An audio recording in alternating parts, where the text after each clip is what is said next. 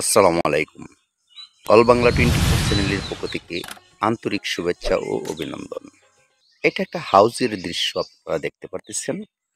ওই যে হাউসটুকু আছে, আবদ্ধ অবস্থায় হাঁস লালন পালন করতে গিয়া পানি নিষ্কাশন যে করতে হয় বা ময়লাটুকু যে পরিষ্কার করতে হয়, পরিষ্কার করিয়া যে ছাড়তে হয় পানিটা, ওই পানিটা এই হাউজের মাধ্যমে ছাড়তে হবে। এখানে হাউসটা করতে গিয়া সিঁড়ি করা আছে। সিঁড়িটা কেন করা হইল? তো মোটামুটি ৭ থেকে ৮ ফুট গভীর হবে।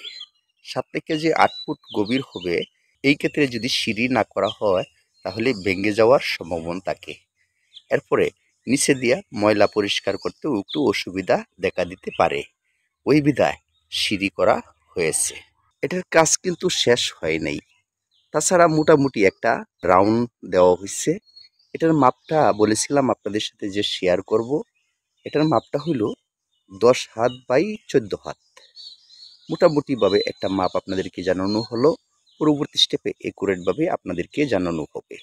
এখানে কাজ চলতেছে, কাজ এখনো শেষ হয় নাই। কাজটুকু পরিপূর্ণভাবে শেষ হওয়ার পরে আরও ভিডিও দেব বিস্তারিত জানা বোঝার জন্য। এই পরিবেশে নিতে ১,০০০ ইটের প্রয়োজন হয়েছে।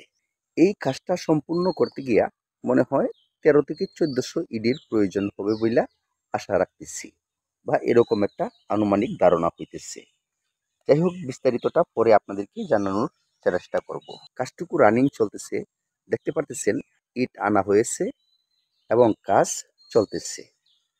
আপনার পরিপূর্ণ হওয়ার পরে, সম্পূর্ণ কাজ হওয়ার পরেও আপনাদেরকে এই দৃশ্যগুলি সুন্দরভাবে ভালো হলে দেখানোর চেষ্টা করব বা দেখাবো।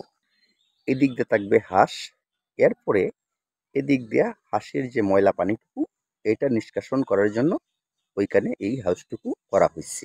আপনাদের সাথে একটা কথা বারবার শেয়ার করি যে হাঁস লালন পালন করতে গিয়ে রৌদ্রের প্রয়োজন, ছায়াযুক্ত স্থানের প্রয়োজন এবং একটা সেফ জায়গার প্রয়োজন।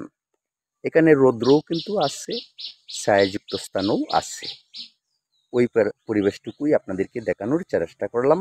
সবটুকু কাজ শেষ হওয়ার পরে আপনাদেরকে বিস্তারিতভাবে জানানোর চেষ্টা করব। বিশেষ আর কি বলবো, আপনাদের সুস্বাস্থ্য মঙ্গল কামনা করে আপনাদের কাছ থেকে আজকের মতো বিদায় নিতেছি। আমি মোহাম্মদ আজিজুল হক দুলাল। আল্লাহ হাফেজ।